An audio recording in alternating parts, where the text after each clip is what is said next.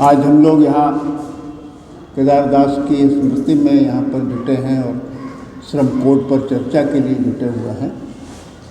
सचमुच में केदारदास के बारे में हम लोग जो सुना करते थे, और मुझे उस ज़माने में मैं SFI करता था, तो उस दौरान मैं जमशेदपुर बहुत जाता था। तो वहाँ पर उनका जो व्यक्तित्व था वो एक किंवदंती की तरह था कि वो किस तरह के मजदूर आंदोलन के कितने बड़े नेता थे। तो हम समझते हैं कि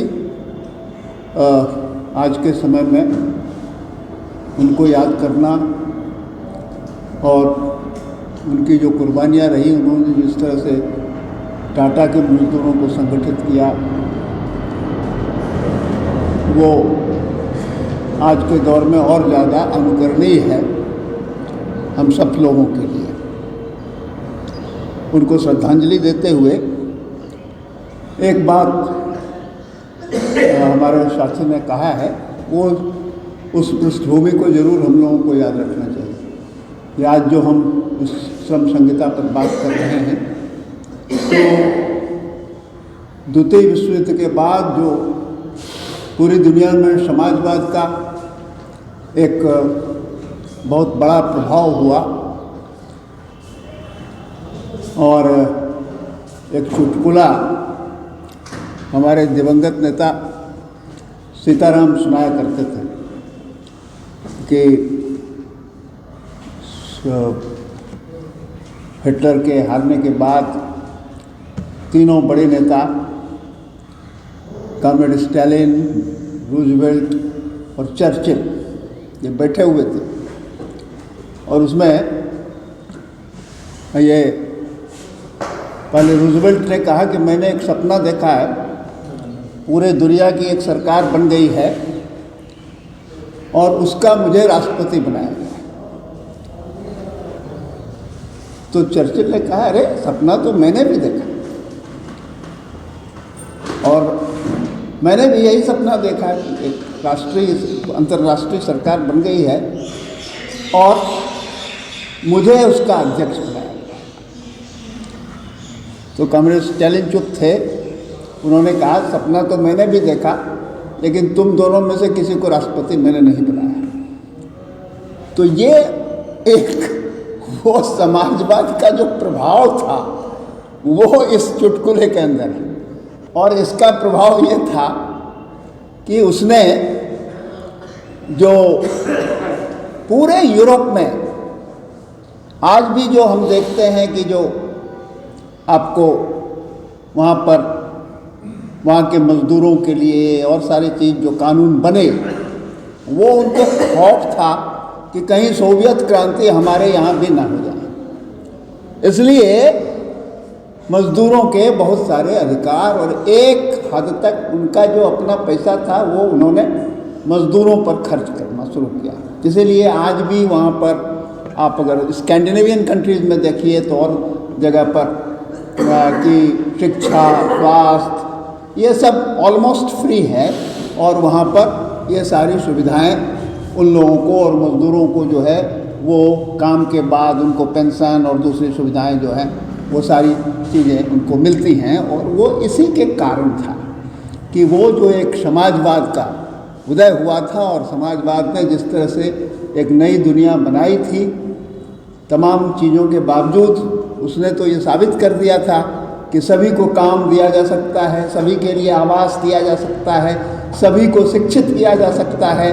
ये सारा जो पूंजीवादी समाज का जो सारा चीज़ है, जहाँ पर हम सब चीज़ रोज़ बात करते हैं, तो उससे वो एकदम अलग दुनिया थी, और इसीलिए वो खौफ था। इसलिए हम वो बना, और क्योंकि पूरी दुनिया में इसका प्रभाव था। और ठीक ही कहा कि हमने जो भी कानूनी अधिकार प्राप्त किए वो लड़ करके हासिल किए, एक एक कानून लड़ करके हमने हासिल किया। ऐसे ही किसी शासक वर्ग ने हमको कानून नहीं दे दिया। और यहाँ तक अंग्रेज़ों का सवाल है, 1926 में जो कानून बना, तो चूंकि यहाँ पर इतना आंदोलन हो रहा था, उससे वो घबरा गए थे, इसलिए वो चाहते थे उसको रेगुलेट कर।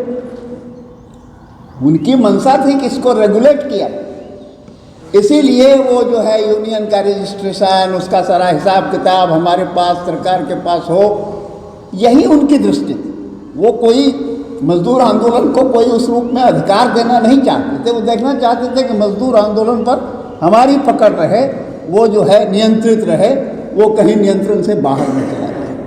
इसलिए उनकी ये मंशा थी। और लेकिन उसका लाभ भी था कि मजदूरों को एक तरह से संगठित होने का एक आधार भी मिला था। तो ये बातें थी। और फिर अभी ठीक ही कहा है कि ये अचानक हो गया, सो बात नहीं। 91 के बाद से लगातार ये प्रक्रिया शुरू हो गई। और सबसे जो है क्लासिक उदाहरण है कि हमारे जो वर्तमान प्रधानमंत्री हैं, इन्होंने कहा कि सरकार का काम बिजनेस करना नहीं, सरकार का काम बिजनेस करना नहीं है। इसका मतलब सीधे सीधे है कि सब पब्लिक सेक्टर वगैरह ये सब फालतू चीज़ें, इसको ख़त्म कर देना है, इसको सबको निजी हाथों में दे देना है। एनिमल स्पिरिट को बढ़ावा देना है, ये बड़ा ज़बरदस्त बात है। एनिमल स्पिरिट, हाँ, उसको बढ़ावा देना है। मैंने जो इंटरप्रेन्योर्स हैं उनको पूरी छूट देनी है। जानवर की तरह, हाँ, जानवर की तरह वो हिंसक हों, वो जो है खून पीने के लिए उनको छोड़ दिया जाए। ये है उसके पीछे ये जो एनिमल स्पिरिट की बात है। और दूसरा है, ये साफ साफ उन्होंने कहा कि हमारे देश में एक प्रवृत्ति है कि जो धन का उत्पादन करते हैं उसी को गाली पड़ती है। माना धन का उत्पादन कौन करता है? अदानी, अंबानी, ये लोग धन के उत्पादक हैं। मजदूर धन का उत्पादन नहीं करते। माने जो असली उत्पादक है वो धन का उत्पादन नहीं करता है। असली धन का उत्पादक तो वो लोग हैं। तो इसलिए उनको पूरी छूट होनी चाहिए। और जैसा कि है वो जो ब्रिटेन का रिवॉल्यूशन हुआ, इंडस्ट्रियल रिवॉल्यूशन, उसके बाद जो पॉलिटिकल इकोनॉमी आई, और वो जो पॉलिटिकल इकोनॉमी थी जिसमें रिकार्डो और ये सब जो लोग आए अर्थशास्त्री, तो वो जो था कि भाई बाजार सब चीज़ तय कर लेगा, बाजार जो है वो सब तय करेगा, इसलिए बाजार पर कोई अंकुश नहीं होना चाहिए। ये हाल के दिनों में, ये खास करके 91 के बाद हम देखते हैं कि जो ये वाशिंगटन कंसेंसस हुआ और फ्रीडमैन वगैरह जो इस तरह के लोग और हैक जैसे लोग आए, उन लोगों ने कहा कि भाई ये सारा कुछ जो है ख़त्म कर देने की ज़रूरत है और पूरी तरह से पूंजीपतियों को अपना काम करने देना चाहिए, उस पर कोई बंधन नहीं होना चाहिए, कोई रेगुलेशन नहीं होना चाहिए। ये सब बातें कही गई और एक सैद्धांतिक तौर पर उसका बड़ा प्रचार हुआ। और जाहिर है कि ये एक, हम इसको कह सकते हैं, ये प्रतिक्रांति का दौर है। 20वीं सदी का जो दौर था वो क्रांतिकारी उभार का दौर था। वो लेनिन के ज़माने से जो शुरू हुआ वो क्रांतिकारी उभार का दौर था। और उस दौर में जो समाजवादी मुल्क बने और वहाँ पर जो बातें हुई वो सब हम लोग इस बात से परिचित हैं। लेकिन आज का जो दौर है वो एक प्रतिक्रांति का दौर है। और पूंजीवाद ने, अभी जो पूंजीवाद का स्वरूप है, ये स्वरूप में उसने उसी के तरह के नायक अपने यहाँ उन्होंने पैदा किए हैं। पूरी दुनिया में जो हम देख रहे हैं तो उसी तरह के लोग, आज यहाँ का भी रिजल्ट आया जर्मनी का, और वहाँ भी वो कंजर्वेटिव पार्टी और वो जो है वही जीत के आई है। वो जो ओलेफ शोल्ज था वो सोशल डेमोक्रेट कहलाता है, लेकिन हालांकि उसका भी तो पतन ही हो गया, जैसे लेबर पार्टी का पतन हुआ वैसे। तो अभी जो है सभी जगह ये दक्षिण पंथ का जो उभार है उसमें हम लोग देख रहे हैं कि वो ट्रंप से लेकर के मोदी तक जिस तरह का सब जगह उस तरह के लोग आ रहे हैं, तो उनके पीछे ये पूंजी का जो हमला है, ये वर्ग संघर्ष का बहुत बड़ा रूप है। इसमें पूंजी अभी हावी है, मजदूर वर्ग पर वो हमला कर रहा है। इसीलिए हमारे यहाँ हुआ कि भाई हमारे यहाँ बहुत सा श्रम कानून है, अब हम जरा सा उसको पढ़ देते हैं। एक एक कानून को हम लोगों को बड़ा टूट गया है, उसमें कोई बात नहीं है, लेकिन काम करेगा। काम कर रहा है। हाँ, तो ये जैसा कहा कि 29 सेंट्रल लॉज हैं, उसको रिप्लेस किया गया, 4 बना दिया गया। और वेजेज के लिए, सोशल सिक्योरिटी के लिए, इंडस्ट्रियल रिलेशन और ऑक्यूपेशनल सेफ्टी, इसके 4। और इसमें अब जो है, अब देखिए पेमेंट एंड वेजेज एक्ट, सब लोग जो यहाँ ट्रेड यूनियन के लोग बैठे हुए हैं वो जानते हैं कि कितना महत्वपूर्ण एक्ट है। इसको हटा दिया गया। मिनिमम वेज एक्ट, इसको हटा दिया गया। पेमेंट ऑफ बोनस एक्ट हटा दिया गया। इक्वल रिम्यूनरेशन एक्ट हटा दिया गया। Trade union act, industrial employment standing orders act. अब देखिए इसमें यह भी है कि आपको नौकरी के बारे में सूचित करना है कि इतना स्थान रिक्त हो गया, उसकी भर्ती होनी। अब ये सब करने की जरूरत है। ये भी कानून था, ऑब्लिगेटरी था। Equal remuneration act. फिर जो है आप employees compensation act, employees state insurance act, ESI वगैरह जो हम लोग देखते हैं जिसका लाभ मिलता है मजदूरों को, employees provident fund and miscellaneous act, employment exchange, compulsory notification of vacancy act, maternity benefit act, payment of gratuity act, cine workers welfare fund act, building and other construction workers welfare cess act and unorganised workers social security act. ये सब हटा दिया। और 13 और जो existing acts हैं, factories act, plantation labour act, working journalist and other newspapers employees condition of services and mine labourers provision act, working journalist fixation of rates wages act, motor transport workers act, bidi and cigar workers condition of employment act, contract level regulation and abolition act, sales promotion employees condition of services act, inter state migrant workers regulation of employment act, cine workers and cinema theatre workers regulation of employment act, safety and welfare act, building and other construction workers employment and condition act. ये इतने कानून, और इस कानून का महत्व क्या है? एक एक अलग अलग इशू को आप एड्रेस कर सकते हैं। उसके लाभ मजदूरों को मिलते थे।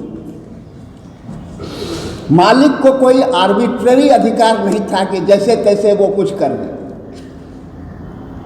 उसमें तुरंत ट्रेड यूनियन के लोगों का इंटरवेंशन होता था, और अकॉर्डिंगली जब दबाव होता था सरकारी तंत्र को तो उसको भी एक्ट करना पड़ता। तो इन तमाम एक्ट्स, इसलिए ये एक एक एक्ट जो है अपने आप में महत्वपूर्ण था। अब सबको आपने 4 कोड बना दिया, नख दंत विहीन कर दिया।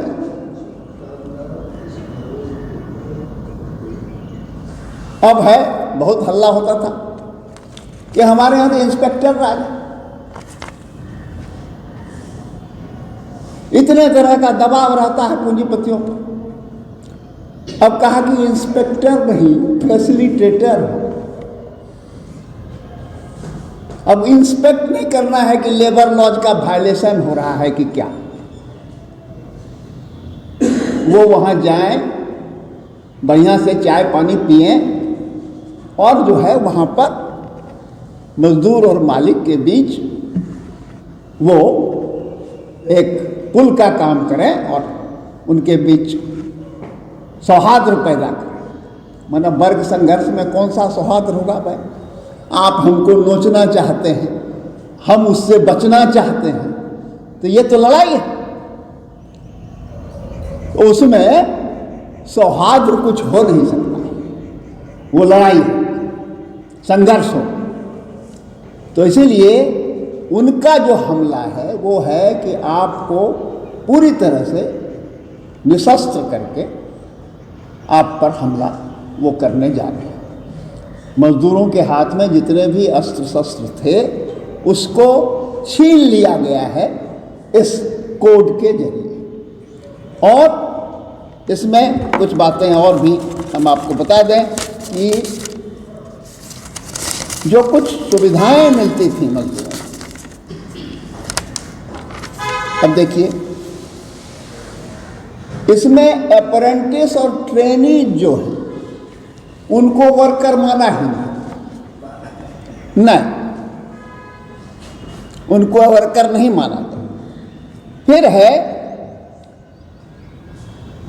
अच्छा, इसमें है कि इंडस्ट्रियल रिलेशन में ऐसा है कि बहुत से मजदूरों को कहा जाएगा कि आप तो सुपरवाइजर हैं, आप तो मैनेजर हैं, इसलिए आप पर ये सब लागू नहीं हो।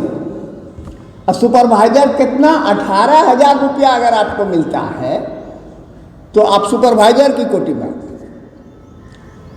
अभी केंद्र सरकार ने 18,000 मिनिमम वेज माना। हालांकि जब मिनिमम वेज की बात हुई थी तो कहा था कि आज के समय में 26,000 होना चाहिए, लेकिन पूंजीपतियों ने कहा कि अरे हमारा तो खटिया खड़ी हो जाएगी, हम 26,000 देंगे तो हमारा तो काम नहीं होगा। तो फिर 18,000 पर बात। तो वो भी अब वो कह रहे हैं कि वो भी उससे बाहर हो जाएंगे, वो सब सुपरवाइजर हो गए, नाम बदल गया आपका, मैनेजर हो गए। तो ये खेल है इसमें। फिर जो है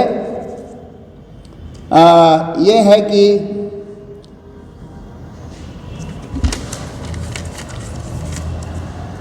अच्छा, अब डेफिनेशन जो है एस्टैब्लिशमेंट का, अलग अलग जो यूनिट होंगे, एस्टैब्लिशमेंट होगा, उसका भी देखिए कैसा है। अब है कि कोई भी यूनिट अगर 10 से कम मजदूर है तो उसको कहेगा कि ये तो इंडस्ट्रियल यूनिट है ही नहीं, वहाँ पर अब कुछ कानून लागू नहीं होगा।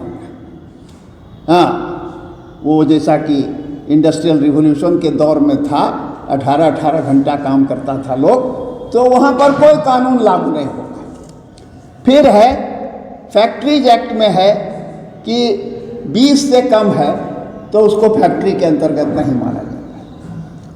फिर है कि अगर ये पावर, अगर वो बोल चुके हैं, अगर बिजली का यूज़ होता है और 40 मजदूर है, 40 से कम है, तो उसको जो है उस रूप में उसको फैक्ट्री नहीं है, उस पर उस कानून उस रूप में लागू नहीं होगा। यह कहा गया।